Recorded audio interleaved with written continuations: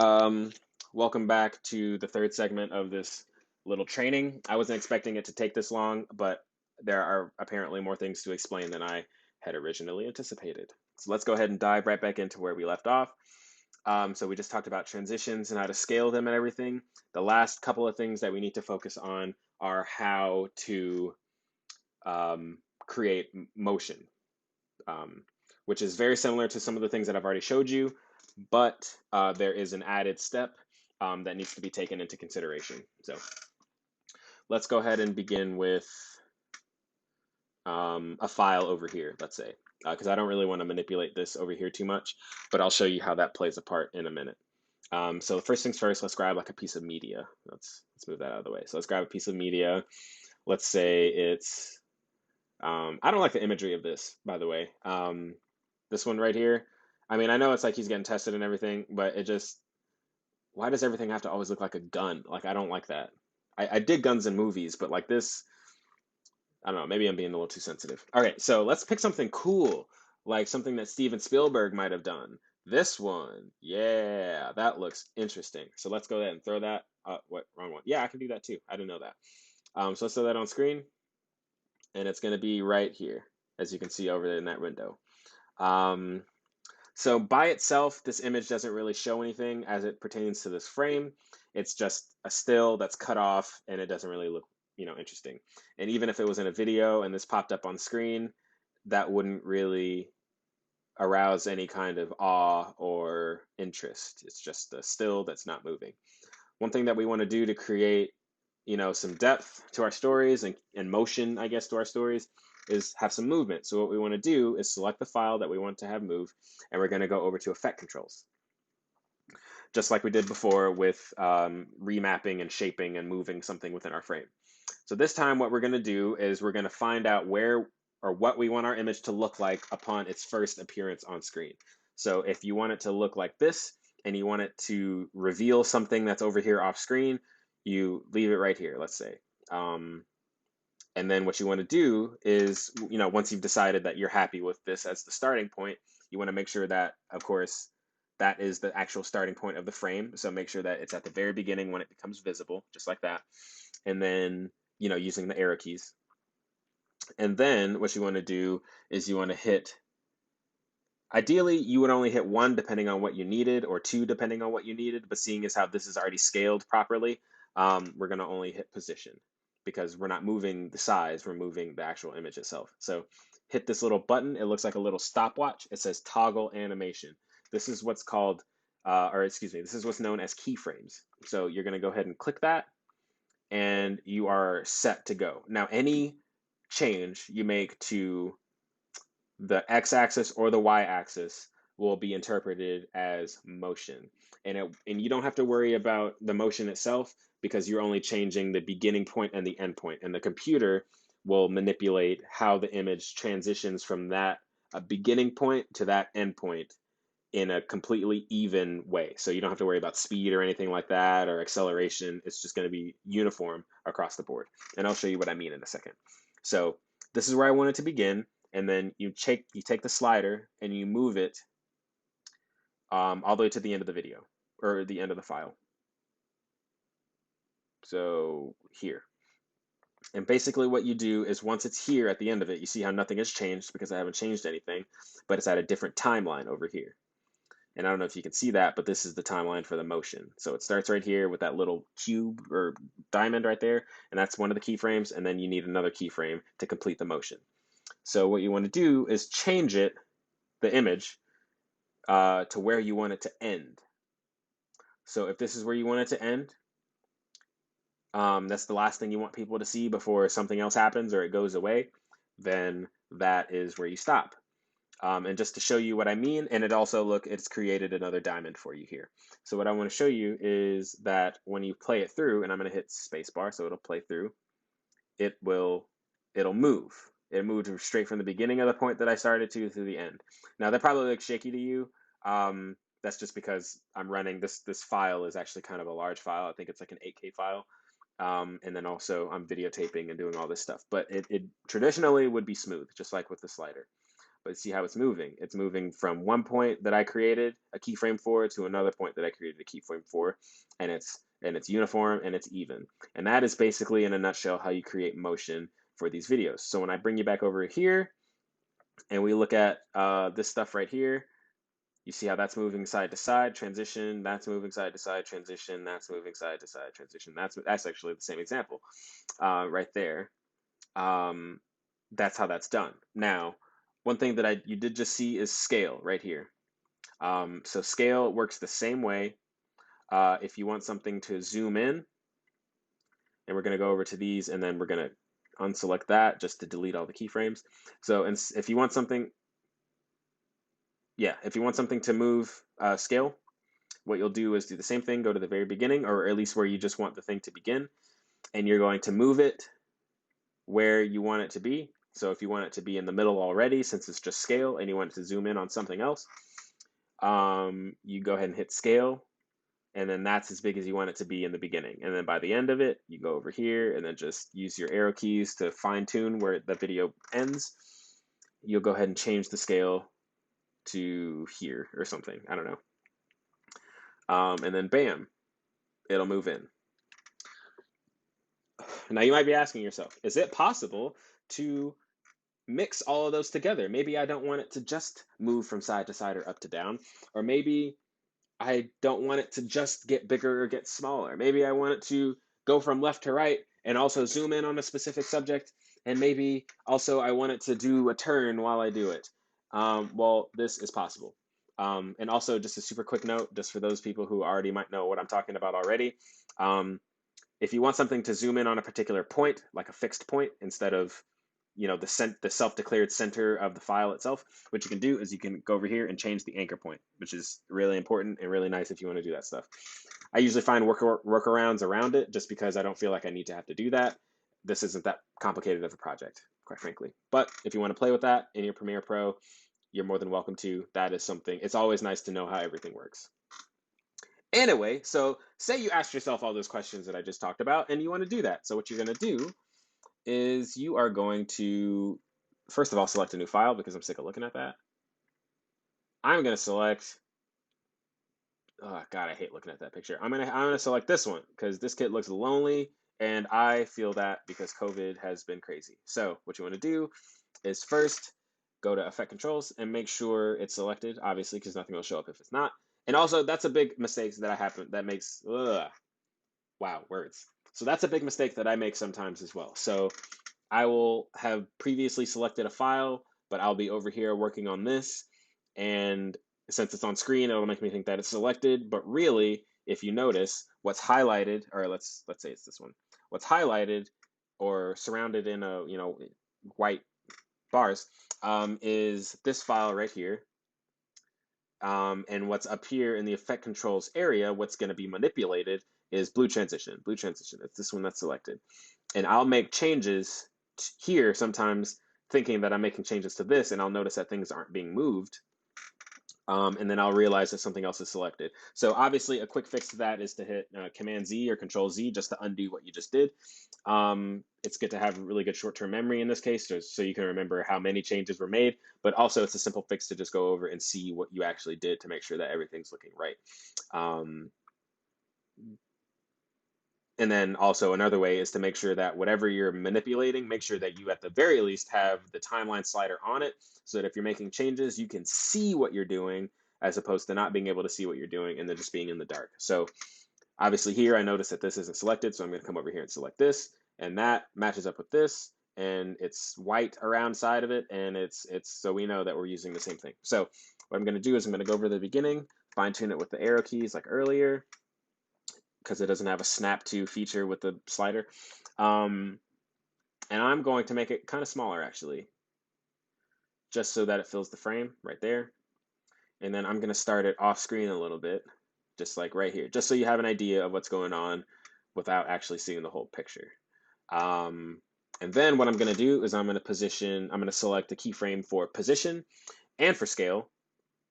And I'm going to get Swifty and I'm going to select rotation as well. So I'm going to move to here all the way to the end where I want it to land or finish, and I'm going to change the position to here because I want the kid to be selected all the way. And then also I might move it. Well, I can't do that unless I zoom in. So then I'm going to zoom in again, or zoom in for the first time on the face, because I pay a lot of money for the subscription that allows me to use this photo, and those photos are crispy, and I want to take advantage of that because look how sharp that is that close in. That's crazy. I'm used to losing resolution, but that looks beautiful while zoomed in, so I'm going to take advantage of it.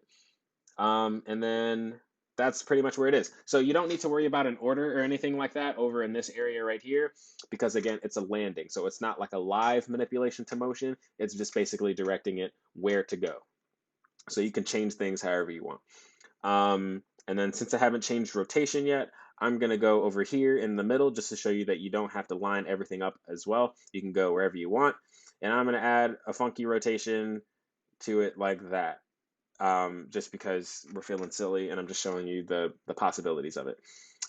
So you hit spacebar and it's gonna, oh, and it's gonna do a whole thing.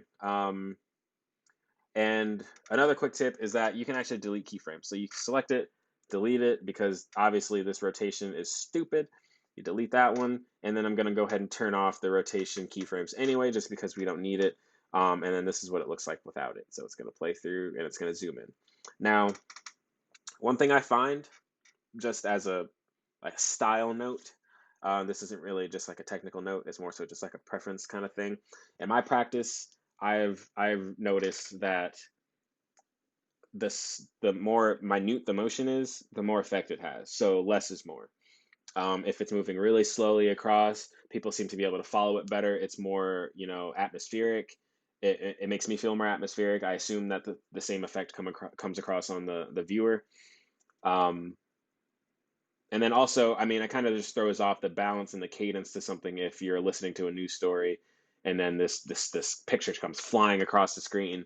It's kind of distracting. You're more concerned at that point about why in the shit was that moving so fast, instead of, wow, this person really did something amazing in the eye of the public or whatever, and the story is incredible. Now you're thinking about how fast that stupid picture is coming across. It's distracting, so the less motion, the better is important. So we're going to go ahead and delete this. Now, one more thing, and this will end the video. One more thing is that sometimes audio comes in and video comes in that we need to manipulate in a certain way in order to make sure that things flow smoothly. Actually, two more things, but this is one of them. So one thing that you want to do is say that a reporter is reporting right here amidst some very loud ambient noise, like white noise, background noise, maybe the AC is running or something like that in their house. There's ways that we can kind of mitigate this problem. So the first thing that we want to do is obviously hear what's happening. And if it's happening here, then you want to select the audio portion of whatever's happening, the corresponding audio. And then you want to go over to effects. And the way that I usually do this, and I'm sure there might be a better, more technical way to do this, but for the purposes of what we create here, this will work just fine. So you want to go to audio transitions here, and then it'll show you crossfade, which is basically the only stuff that it has for audio transitions. And I usually use constant power because it seems to be the most natural sounding upon some modifications. So basically what you do is you take constant power and you bring it down here and add it to the video. And you can actually zoom in on the timeline to get a more precise view of what's happening. Now, constant power is nice, but it's kind of short, which means that it goes from 0 to 100 in like less than a second, or about a second, which is really, really immediate, and it's not a natural sounding introduction to audio. And it's better if you go from 0 and gradually increase. It's easier on the ear, and you notice less when people begin talking and stuff like that. So what you do is you take your cursor and you move it right over here until you see that little icon right there, and it'll even give you a box saying that this is what you're meaning to edit, constant power. If you see it right there again, it'll show up. Bam, just like that. And then you grab it, you click it, and then you drag it over to wherever you think that 100% should begin, which is like right here, let's say. And then instead of it starting at from 0 to 100 immediately, or from 0 to 100 in like a second, it'll go from 0 to 100 over the course of like 3 seconds or something like that, making it sound like it's an even transition. And you can actually do that. I'm going to select it again and then delete it. And then you can actually do that for the ends of videos as well. So you don't want it to go from 100 straight to 0, but you can do the same thing as well. It just makes it sound better. It makes it sound crispy. It makes it sound sharp, and it makes the whole video quality sound really good. One thing I learned from people on YouTube is basically that people can forgive poor video quality if the audio quality is really good. But if the video quality is really good and the audio quality is crap, then the video will be awful. So these are little things that people will appreciate, even if they don't know that they appreciate it in post, because it'll just make the whole video easier to consume. So bing, bang, boom, that's how that's done. The last thing that I wanted to show you, oh, also, it's really important to do that with this as well for the music, so the music doesn't just cut out at the end of the video. Also, you can do the same thing with video transitions as well. You go down to video transitions. Now there's a lot more video transitions, but I just go to dissolve, and then I do cross dissolve, and that basically fades the video out just like that. Oh shit. Okay, one more thing to do. So traditionally the blue lower third, which is this guy up here, it usually outlasts the video. The videos are never 5 minutes long. So what you want to do is you want to cut it right before the fade begins, or around here, just to be safe, because you don't need it past this, because at this point right here, it's actually covered. So immediately there, it can be deleted, but I let it hang just a little bit just for insurance. And then at this point, the video, the blue lower third can just go away. And it doesn't need to return because it fades out to black and the video's over past that, and you don't need it there anymore. So there's that. Pretty sure that's all of the things that you guys need to know. Oh, one more quick thing. So occasionally, not often, but occasionally, we'll get files from reporters, and they're reporting kind of loud or kind of quiet or something like that, and some of the audio that we have in the video can be kind of loud just to start out with, and you want things to be about the same level. And then with the music is almost always too loud for the production itself. So what you want to do is, for that's the one time we're actually going to leave our little assembly land over here, and we're going to go to a different tab up here, and we're going to go to audio, if you haven't already guessed. And this will be a place where you can see all of your audio channels here, which is all of these down here, all 8 of them. And you will be able to manipulate them depending on what's playing. So the cool thing about it is that you can only manipulate it once the slider is over it, and you can actually see live left and right stereo inputs for what's happening. So for the music, if it's playing, it's this channel right here. You see how low it is? I keep it down here just because it needs to be almost an afterthought. Excuse me, I'm sorry. It needs to be almost an afterthought in the realm of what's being played here. And then if you need to change reporter stuff, you can change that here. Also, the blue lower third that we use that signifies the transition between stories, it has this kind of whoosh, whoosh kind of thing going on, and it's actually really loud. I think it's cool when it's really loud, but sometimes it can be kind of jarring if the contrast between the volume of this is really loud and then the reporter is really quiet or something like that. So you want to keep that in mind, and if this needs to change, it'll show you right there. You can see comparatively how to everything else, how it's kind of low down there beneath 22, and then all of a sudden, whoosh comes along and it's super loud. It's tasteful if it's kind of loud, but you just need to make sure that it's within normal amounts. Like, you can trust yourself too. If it sounds too loud, it probably is. If it sounds too quiet, it probably is. These things come really naturally to a lot of people. Some people it takes practice, but at the end of the day, just trust your gut, and that should be a good rule of thumb. That, I believe, concludes everything that you need to know.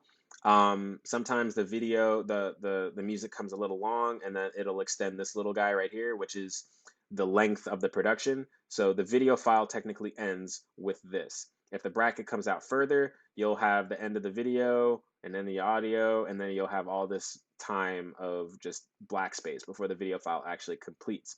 So you want to make sure that the video ends right here. I've done that more than enough times. If you go on some of the news wires, you'll see that like it's an 8-minute long video, but the show itself is only like 2 minutes, and that's because I neglected to make sure that this was here, and as a result, it just made the video super long, which isn't really that big of a deal, except it can scare away some viewers. So like you're more likely to watch something really quick if it's like 2 minutes or 3 minutes, especially if you know that it's been 2 or 3 minutes in the past.